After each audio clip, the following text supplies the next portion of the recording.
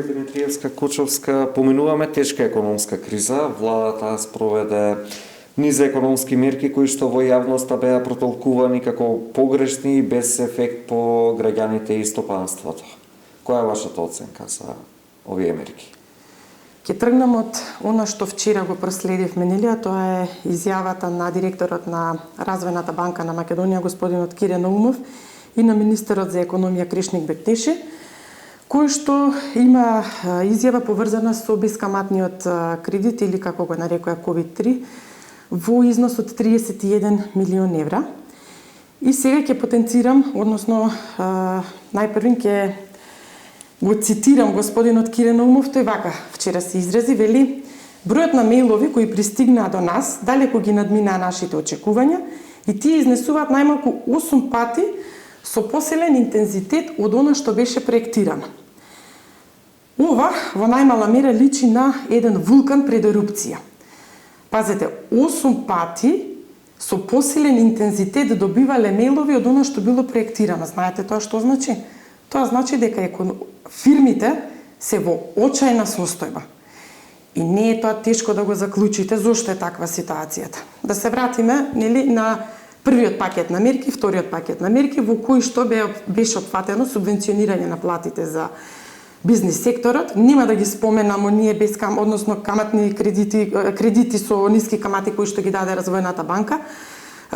Премногу малку, мислам се сеќавате, со првиот и вториот беа околу 13 милиони евра, потоа следеше уште еден кредит од 50 милиони евра, но сето тоа е многу малку за нашето стопанство во вакви услови со криза од ваков интензитет.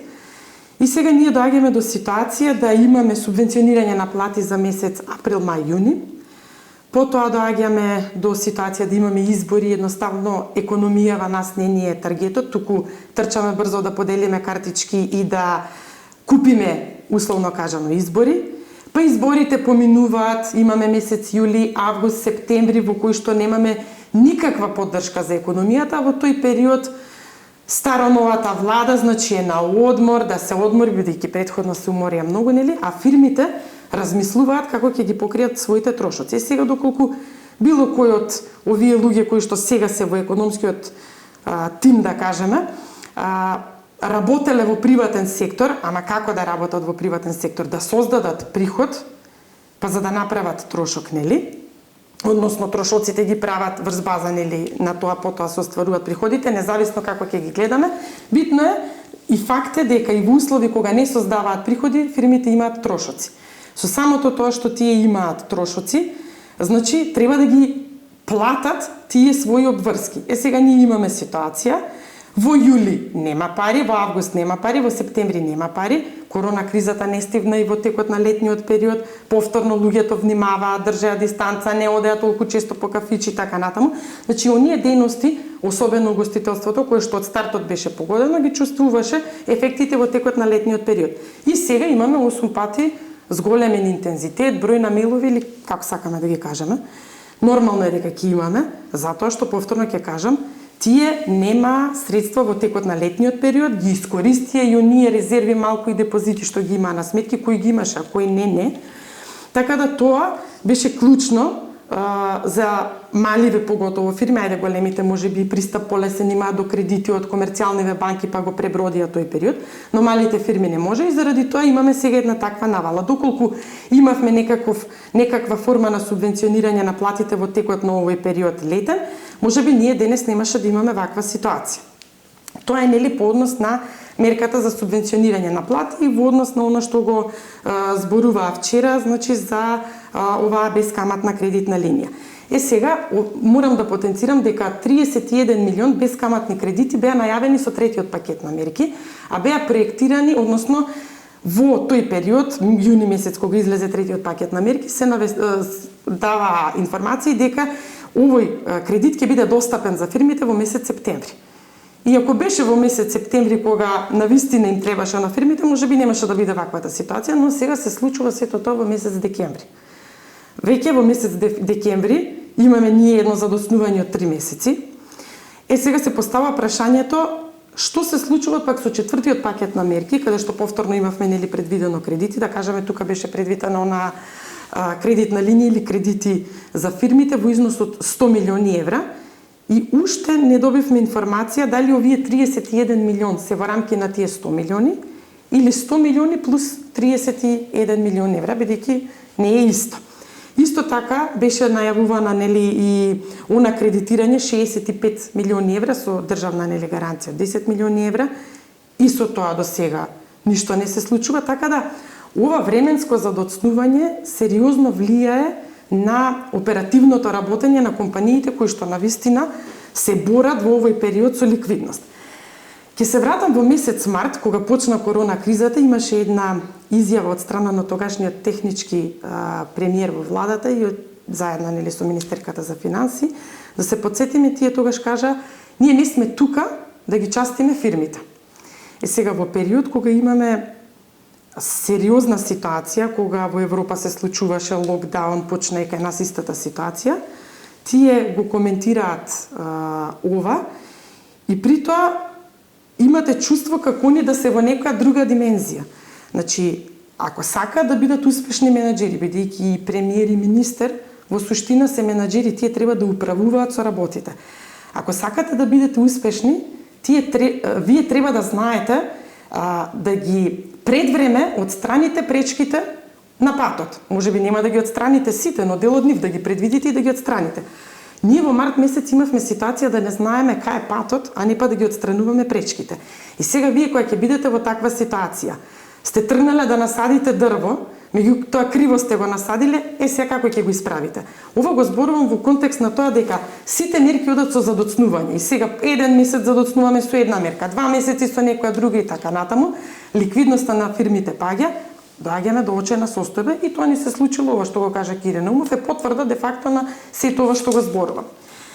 По однос на мерката за поврат на ДДВ или оној викенд без ДДВ, многу пати сме зборувале, не знам што тука би кажала, меѓутоа, ако сте вие сериозна влада и сте проектирале 170 милиони евра промет или 17 милиони евра поврат на ДДВ, а ви се случува помалку од 1 милион поврат на ДДВ, тогаш во најмала рака ќе беше малце пофер од нивна страна да излезат со анализи и да кажат ова и ова се случи, во тој викенд промет настанал таму да направат една подетална анализа и да видат и каде е проблемот. Мислам, за мене не јасно е каде е проблемот, луѓето немаат пари, тука нема што да се прави, но фер ќе беше да направат анализа, да кажат луѓе, ние навистина преоптимистички настапивме, иако овде ние не зборуваме за некоја грешка од 10%, ние зборуваме за огромна грешка од 17 милиони евра поврат на ДДВ до она што е помалку од 1 милион евра. Таму некој седи во фотелите кој што воопшто нема поим од економија. Тој не живее во реалноста, во некој друг свој свет. Нема допир со она што се случува во Македонија, каде што како беше оној податок кој што излезе и по порталите, дека околу 500.000 граѓани во Македонија живеат дневно со помалку од 2 евра. И сега вие во тие 2 евра треба да се прехраните, да платите комунали и така натаму. И вие очекувате дека ќе имате 170 милиони евра промет во еден викенд, што е апсурдно. Исто така, например, во овој изминат период не слушнавме ништо од владата по однос на заштитата на компаниите кои што создаваат домашни производи, односно кои што произведуваат во Македонија. Имаме многу такви фирми, учествуваат на тендери и сега се постава прашањето како владата во овој период ги заштити домашните компании. Ева да погледнеме во една Србија, да погледнеме низ Европа, сите економии пред се тргна да се ги заштитат и сите влади своите домашни производства. Ние имаме ситуации, стигнуваат информации до нас, фирми кои што учествуваат и на државни тендери, кои што произведуваат, како резултат на тоа имаат потреба да имаат вработени, па имаат и преку 100 вработени. И тие не може да, се исфрлени од одреден тендер од X причина, не им се дава можност никаква да учествуваат на тендерот, на старт се одбиени, а при тоа од друга страна трговците кои што ќе имаат и по 5 вработени, кои што немаат, други обврски кон државата, како што има овој производителот со 100 вработени, по 4 луѓе ако се во фамилија, тоа се 400 луѓе кои што ќе треба утре производителов да ги отпушти и да останат без леп, затоа што владата нема никаква јасна стратегија како ќе ги заштити домашните компании. И ова ќе го поврзам со Картичките во текот на месец јули, кои што ги издаден или пред изборите, крајот на јуни, почеток на јули, се сеќавате, целта беше и така беше презентирано, дека целта е да се заштитат домашното производство, односно да се купуваат домашни производи со овие картички. Меѓутоа, барем јас сум била сведок на многу пати, кога пред мене луѓе стојат на каса, плаќаат со таква картичка во своите производи, немаат само домашни производи, но и странски. Сега кој го исконтролира овој дел? Никој не го исконтролира, така да уште еднаш владата покажа дека воопшто не размислувала како ќе ги заштити домашните компании. И сега доаѓаме на она што е клучно, за да видиме дали навистина ние имавме успешни мерки или немавме. А што ја мери економијата? Тоа е бруто домашниот производ. Целокупната економска активност се мери преку бруто домашниот производ. Сега да се навратам најпрви на проекцијата која што беше за 2020 година во ноември, така беше нели предлог буџетот за 2020, првичниот во ноември 2019, каде што проекцијата за раст на економијата на Министерството за финансии беше 3,8%, на Народната банка беше 3,4 или обратно, ствари се извинувам, мислам дека 3,4 беше на Министерство за финансии, 3,8 на Народната банка, независно. Меѓутоа имавме нели таа проекција, потоа дојде првиот ребаланс кој што требаше да се направи и веќе од 3,4% проекција на Министерство за финансии ние влеговме во минус, односно пад на бруто домашен производ од 3,4%. Сега, при таа проекција на првиот ребаланс беа инкорпорирани мерките од првиот, вториот и третиот пакет. Што значи дека врз основа на сето тоа што го има испроектирано, врз основа на тоа што го планираа да го дадат како поддршка на економијата, математиките покажа дека бруто домашниот производ ќе падне за 3,4%. Меѓутоа, не се случува нели вториот ребаланс на буџет, во кој што наместо 3,4 ние веќе повторно правиме корекција од 4,4%. И тоа јасно, и при тоа веќе во овој втор ребаланс е вклучен и четвртиот пакет на мерки. И сега веќе во овој втор ребаланс ние одиме со корекција, односно пад на бруто домашен производ од 4,4%. И она што е уште пострашно за мене, не цел месец потоа излегува Народната банка и таа вели нема да падне бруто домашниот производ за 4,4%, туку за 4,9%. Значи, и покрај тоа што и во прв и во втор ребаланс инкорпорирани овие мерки за стопанството и за целокупната економија, ние имаме во континуитет минусов само да се зголемува, односно падот се продлабочува. Така да тоа е најголемиот доказ дека немавме, односно не дека не сме имале ефекти од овие мерки, но тој ефект кој што го очекуваше владата не е доволен. А што значи тоа понатаму? Дека проекциите или начинот на кој што се даваат овие мерки е погрешен или е многу задоцнет. А во ситуацијава имавме едно и друго. И задоцнување, што се потврдува, пак ќе ја спомнам, Развојнава банка и вчерашната изјава на Кире Наумов, и дополнително падот на бруто домашниот производ и проекциите кои што се повеќе од јасни дека мерките не ги дадоа своите резултати. Сега би ве замолил за една ваша анализа за буџетот за наредна 2021 година, кој што влезе во собраниска процедура. И ако се водиме по проекциите досегашни на владата, каде што вие напоменавте за мерката поврат на ДДВ, каде што проекциите им се утнати за планирани се 17 милиони евра, се реализирани само 1 милион, помалку од 1 милион евра исплата. Значи има голема варијација во нивните анализи.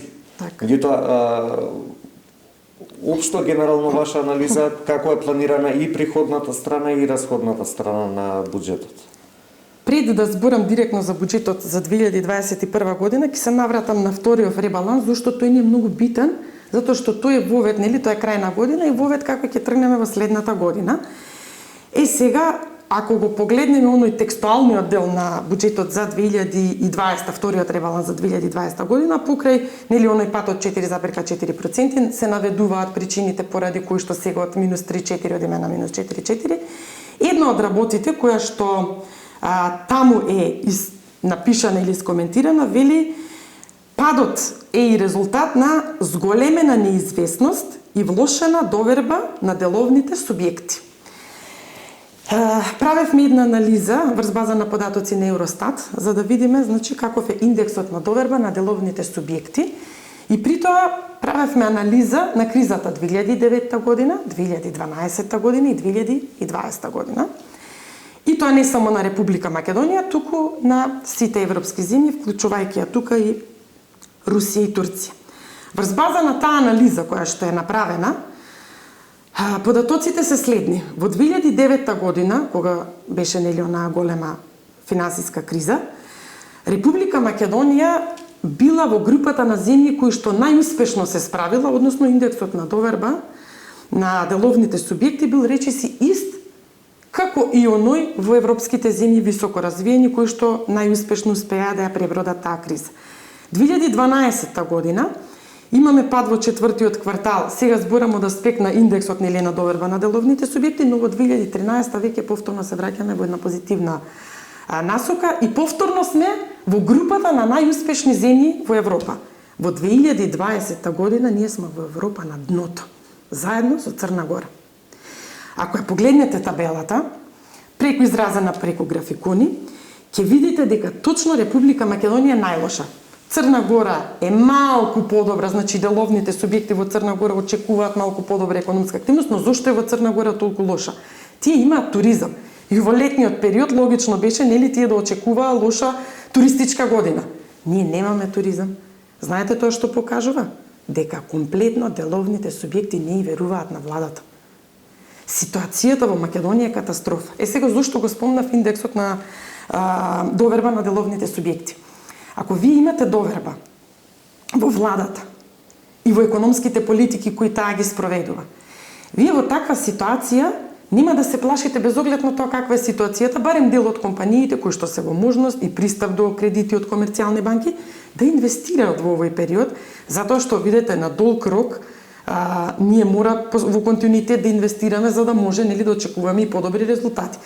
Сега, ако ни се нас ваков индексот на доверба на деловните субјекти, тука веќе имаме комплетен застој, никаква доверба, не гледаме ништо позитивно во иднина, не размислуваме позитивно и сега ние наеднаш врз база на ваквата состојба велиме во 2021 година ќе се опоравуваме и ќе очекуваме толку се позитивни.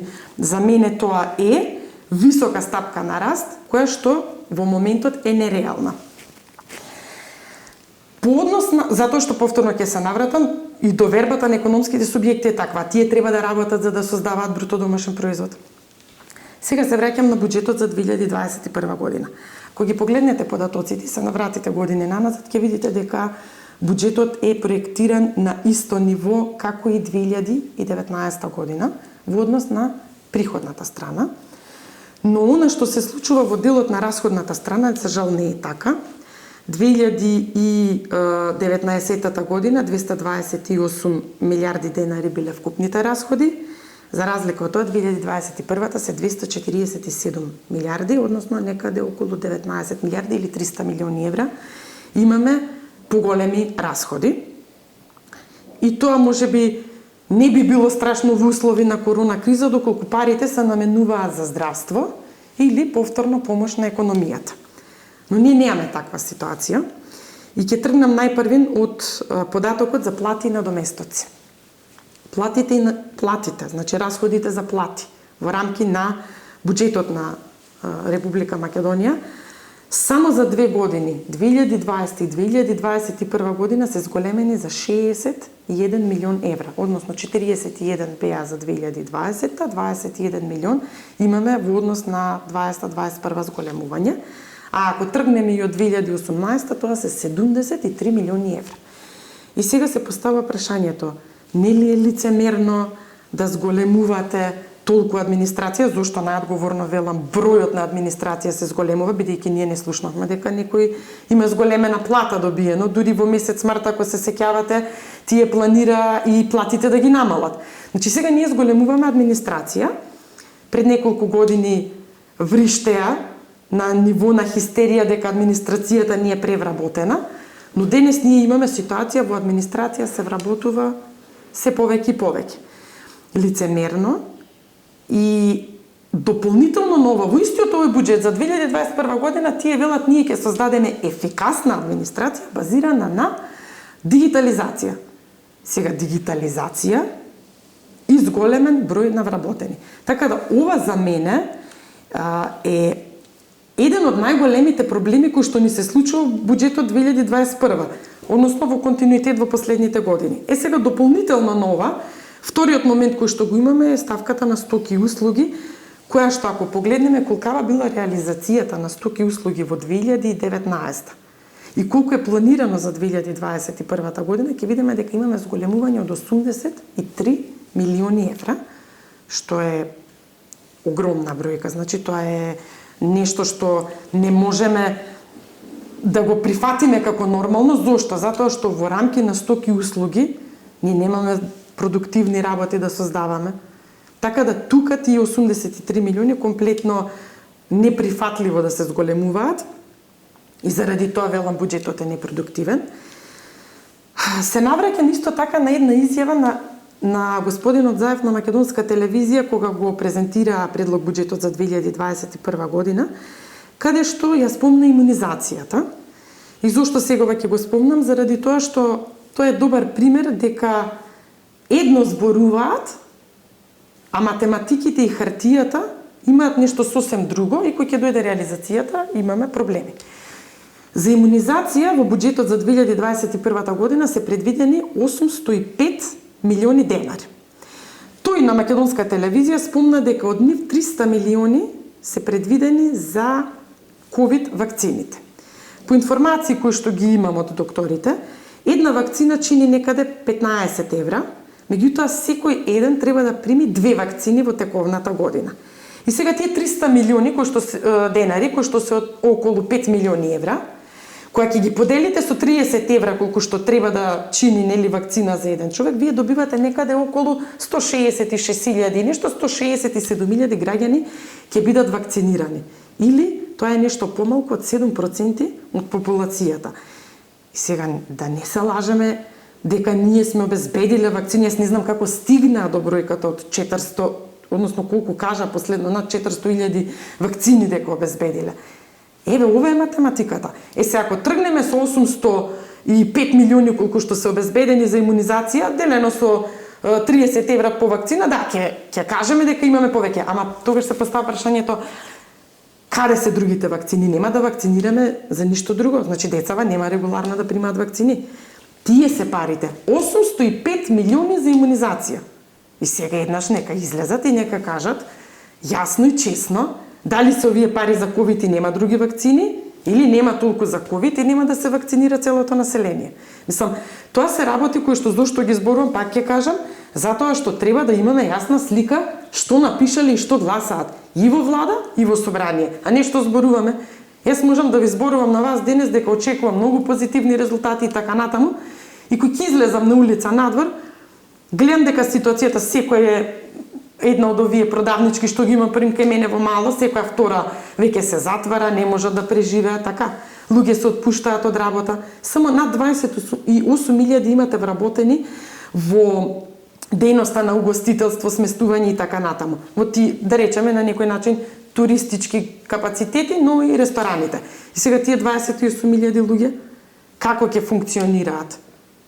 Мислам, тоа се тие проблеми кои што треба гласно да се искоментираат, а не да се кажува ова е предвидено, но на хартија е ставено нешто друго. И сепак, јас ќе им порачам во ова интервју дека некој ги гледа и ги анализира бројките. Не е така дека они ги пишуваат, никој не ги гледа, не ги анализира, ги гледа.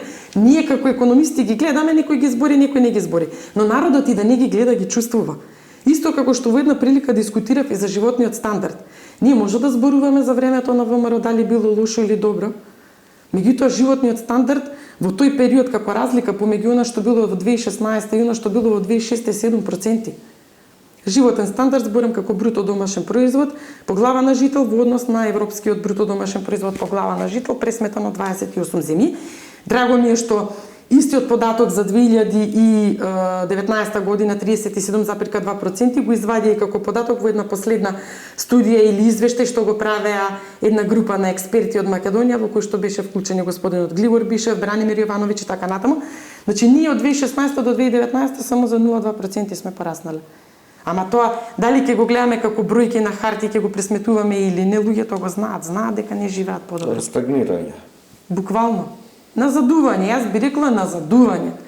Ние живееме многу полошо, ќе тргнете од тоа со 20.000 денари што сте можеле да купите пред 7 години и што можете да купите денес. Така луѓето ги ценат своите пари. Гледаат дека многу потешко живеат. Не им треба на нив овие бројки. Јас како економист логично дека ќе ги анализирам бројките, но нив не им треба. На кого ќе му кажете дека живее подобро? Никој не живее подобро. Сите живеат полошо. А знаете што е најстрашно? Најстрашно е тоа што ние во ситуацијава имаме огромни задолжувања. Да кажеме, во некое друго време тие задолжувања биле, меѓутоа нешто се градело. Сега имаме задолжувања, а тие задолжувања луѓето не ги гледаат. И сега вие јонака на лошиот животен стандард доаѓате до ситуација да дополнително го задолжувате. Што значи дополнителното задолжување? Дека во некоја блиска иднина мора да има даночни реформи кои што или ќе се зголемат даноците за да може буџетот да ги сервисира обврските, или ќе се бориме со сива економија. Нема друг начин. Кога сме веќе кај задолжувањето, согласно предлог буџетот за 2021 година, од државата треба на домашен и на меѓународен пазар да се задолжи нешто над 1,2 милиарди евра, што е малтене повеќе од четвртина од буџетот во време кога, знаете вие, кредитите на светски пазар се многу скапи. Парите на пазарот на пари се многу поскапени. Исто така и они, годинава си донеса одлука на влада, ја зголемија границата за задолжување на домашни хартии од вредност. Кој ќе ја плаќа цената на крај за овие задолжувања? Секогаш граѓаните ние плаќаме цената за задолжувањата и тоа било 30 години наназад, односно од секогаш, бидејќи буџетот на крајот од денот го полнат фирмите најмногу, меѓутоа како фирмите плаќаат персонален данок од мојата, вашата плата, која што наместо да ја земеме в бруто износ ја земаме во нето, па дел оди за државата, плаќаат фирмите данок на добивка и така натаму. Значи, на крајот од денот ние ги плаќаме тие задолжувања. 2021 некако е интересна година во која што, како што кажавте, околу 1,200-300 милиони или чинам 78 милиарди денари беше некаде задолжувањето кој што ќе го имаат, меѓутоа половина од тоа ќе оди за враќање на стари обврски, а половина од тоа ќе оди за новиот буџетски дефицит кој што во моментот е 568 милиони евра. За мене 568 милиони евра е страшна бројка. Зошто? Затоа што пак ги повикувам од владата да излезат и да кажат дека не сум во право. Имаме во тие 568 милиони евра задолжување заради тоа што предвиделе 20 милиони евра за плати, 83 милиони евра за повеќе стоки и услуги и да не редам еден куп други работи за единици за локална самоуправа кои што повторно пак и нив имаат вработени и така натаму, значи не задолжуваат за непродуктивни работи.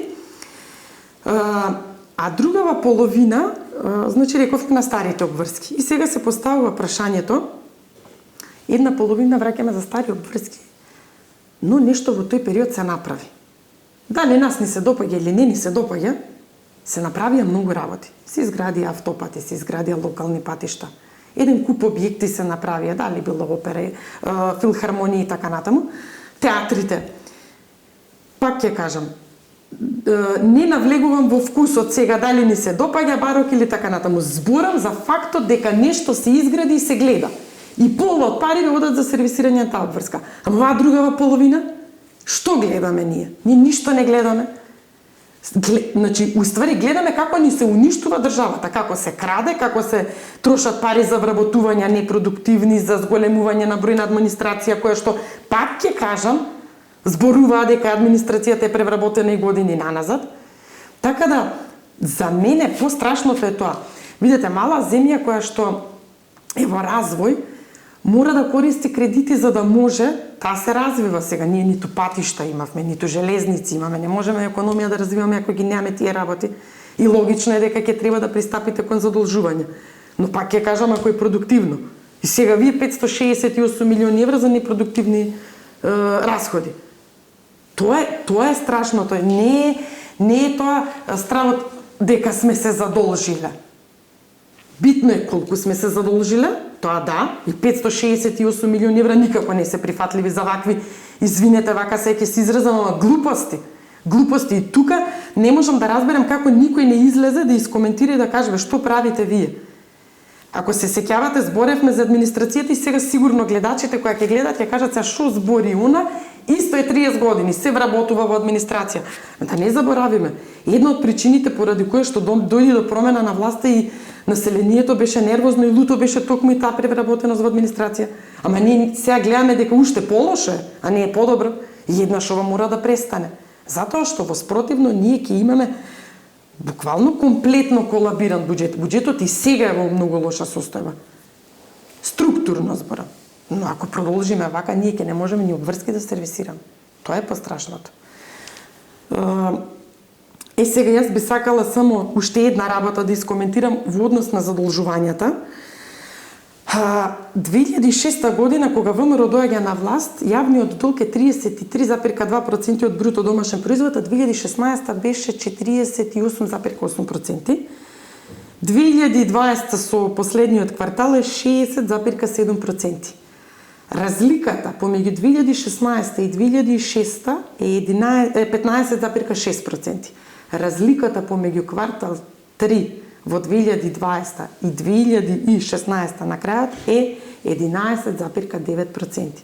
10 години 15,6, со нецели 4 години 11,9. Или да го гледаме долгот кој што го има државниот долг, се извинувам. Значи имаме државен долг кој што од 2016 минус 2006 пораснал за 2 милиарди 177 милиони евра, а за последниве 4 години е пораснат за 1 милиарда 722 милиони евра. Значи 2 милиарди и 100 за 10 години со 1 милиарда и 700 милиони евра за 4 години. И сега нека излезат и нека кажат кој поуспешно работел и кој задолжува. Ова е многу јасен податок кој задолжува во државата. И зашто задолжува? Тоа предпоставувам веќе нареднава година таа сума ќе биде и надмината со новите задолжувања.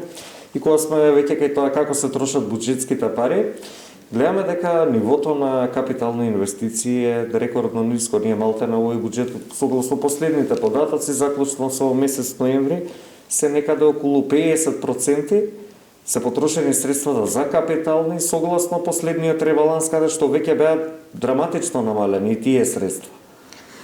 Ако ги гледаме капиталните инвестиции, односно капиталните расходи, или како сакате да ги кажеме, ќе видиме дека за оваа влада капиталните расходи и инвестиции се тотално непознато нешто. Луѓето како да живеат во некој свој свет, во кој што е битно само да се вработува, да се живее во свет на корупција, а она што треба да се остави на идните генерации, а токму тоа се тие капитални инвестиции. Тоа останува на идните генерации, тие воопшто во тој дел, значи ниту се фокусирани, ниту се заинтересирани. Сега, ако ги погледнеме капиталните инвестиции како процент од вкупните расходи секоја година, значи како се движат, ќе видиме дека во последните 3 години, односно од 2017, 18, 19, па сега и 2020, бидејќи веќе сме на крај, ние имаме тотално фиаско во реализација на капиталните инвестиции. Единствено 2019 година капиталните расходи беа малку повисоки во стапката на реализација во однос на вкупните расходи. И тоа се должеше, ако се сеќавате, на парите кои што ги префрли државата на национални енергетски ресурси, кои што ги чуваа за оној договор со Гама. Тие се 32 милиони евра.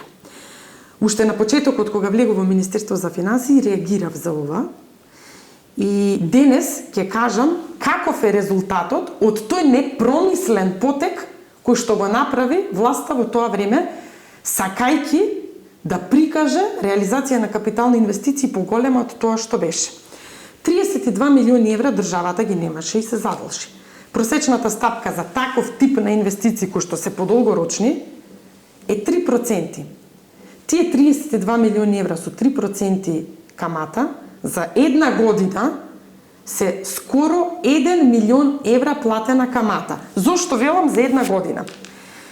Сега пред 2 недели нам беше кога договорот за гама беше во собрание. Не знам и во моментов кога ние тука снимаме дали парите од национални енергетски ресурси отидоа во гама. Значи парите со економски жаргон кажано лежеа мртви на сметка. Ама нас не чинеа 1 милион евра. Сега, тие министри што седат во тие фотели треба да знаат малци оперативно работење. Ако си ти газда во фирма, ќе земеш така пари да ти лежат мртви, да плаќаш камата, а знаеш дека плаќањето ќе биде за 5 месеци од денес? Не. Точно на време, значи е многу битен момент во економијата да знаеш оперативно кога треба да ги земеш парите. И сега поставам прашање, кој ќе сноси одговорност за овој 1 милион евра? Колку тамари ќе се лечеа со овие 1 милион евра? А знаете што е 1 милион евра? Неодговорност на некој кој што одлучи во тој момент да ги префрли парите. Што ќе сменеше да ги земеа тие пари сега во овој момент? Зборам за таква намена, значи вие мора. Едно е кога зборувавме ние да земаме кредити да обезбедуваме пари за здравство и за корона криза. Тоа е непредвидливо и ни треба многу итно. Затоа што не знаеме што ќе се случува. Здравието на граѓаните ни е пред се. Ама ова што е? Само желба на некој да покаже повисок процент на реализација. И сега исто го поставам прашањето. За 2020 година пак ли ќе калкулираат дека имаме зголемена реализација на инвестиции? Не случајно го зборам ова. Во буџетот нема да се појави никаква трансакција. Меѓутоа, во една прилика со господинот Бетичи ми кажа дека ќе го менуваат начинот на кој што ќе ги прикажуваат инвестициите. Нема да ги земат само на централна влада, претпоставам ќе земат и на јавни претпријатија, ади и така натаму. Меѓутоа се прашувам, НЕР е дел од тие друштва во собственост на државата. И сега ќе го прикажат како инвестиција повторно или не? Ова се тие битни работи кои што се многу важни за било кој во владата кога ги носи одлуките. И сакам уште една работа да споменам, бидејќи го гледаме буџетот за 2019 година, така ни се проектирани приходите. Во буџетот за 2019 година капиталните расходи нас ни се 26 милиарди, односно 422 чина беше милиони евра. Меѓутоа во буџетот за 2021 година тие се 22 милиарди, односно околу 50 милиони евра помали. И се пак се враќаме на истото. При исто ниво на приходи, капиталниве се помали, а буџетски дефицит имаме поголем. Тоа значи дека уште еден доказ е ова дека ние непродуктивно ги трошиме парите. И не знам како они цело време во буџетот кој ќе тргнете да го читате велат тргнуваме ние со smart finance, паметни финансии за паметен раст. Кој паметен раст со вакви проекции? Еве нека излезе некој нека каже дека јас се ова што го кажувам како бројки не е така. Ова е на хартија, не желботеки, не како имунизацијата. Значи да гледаме што напишале. Нема овде ништо паметно и токму од таа причина се сомневам дека 2021 година нема да ја оствариме таа стапка на раст која што ја имаат проектирано. И исто така уште еден податок, вела 2025 со такви паметни финансии и паметен раст ќе имаме 5,9% раст на бруто домашен производ, значи во 2025 и секој ги погледнете претходниве години кога немаше ни корона криза, тие не можеле од 3,2% погоре да стигнат, се ќе ми прават во 2025 после корона криза ќе се оправаме 4 следни години, ќе се опоравуваме, се извинувам, од кризава и они во 2025 со ваква проекција, со вакви трошења тотално непродуктивни, ќе стигнат на 5,9 стапка на раст. Мислам, треба да излезе некој и сериозно да каже на што се темелат податоците кои што ги кажуваат. Неодамна пропадна Евростандард банка.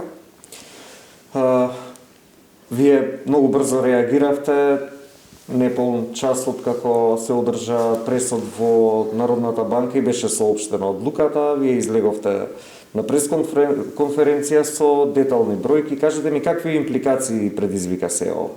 Каков удар? Видете, пропагањето на Евростандард банка отвори многу прашања и ако погледнете, значи, и ако поразговарате со луѓето во тој период се создаде еден немир, прашуваа луѓето постојано се јавуваа дали не се сигурни парите во банка. Па многу често сме разговарали со пријатели дека тоа не е баш така едноставно, нели, да пропадне банка и така натаму. Меѓутоа, пропагањето на Евростандард отвори прашања. Јас нема да навлегувам во тоа сега кој е крив, кој е прав. Меѓутоа, ќе искоментирам две прашања, односно повторно ќе ги актуализирам. И тоа се прашања кои што јас очекувам дека основното јавно обвинителство ќе отвори предмети по однос на случајот со Евростандард банка и би сакала, значи, да се испитаат два моменти. Првиот момент е во една изјава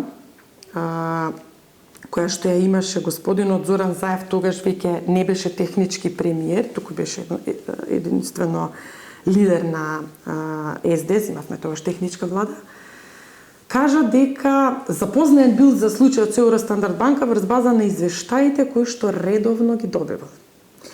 И сега се постава прашањето кој му ги давал извештаите за Евростандард банка, ниту гувернерката кога беше во собранието не одговори на ова, ниту пак чувме одговор на кој основ Зоран Заев ги добивал извештаите за Евростандард банка. При тоа законот за Народна банка е многу јасен и се кажува дека такви информации кои што се поврзани со ревизии така натаму, значи не се доставуваат надвор од банката. Така да ова е многу сериозно прашање и очекувам дефинитивно основното јавно обвинителство да го испита и да каже на кој основ тоа е правено. И втора работа која што за мене исто многу клучна е фактот дека на 1 јули 2020 година банката требала да оди во стечај. По параметрите, нели, стапката на адекватност на капитал паднала по 2%, односно таа била негативна, не паднала по 2%, на крај гувернерката го кажа и тоа. Зошто банката не отишла во стечај на 1 јули 2020 година? И кој ќе сноси одговорност за тој период од 1 јули 2020 до средината на август, кога банката официјално отиде во стечај? Во тој период ние имаме можеби луѓе кои што носеле депозити во Евростандард банка. И сега им се пропаднати. Можеби фирми носеле депозити. Значи, сега кога зборам за физички лица, знаеме, до 30.000 евра се покриени над не. Меѓутоа, и кај правните лица исто. Кој ќе сноси одговорност за тој месец и пол? Ај тоа што овие на 1 јули состојбата била и дел ке пропаднеле, се случило. Но сега овие месец и пол 45 дена, оперативно работење банката имала, кој ќе сноси одговорност?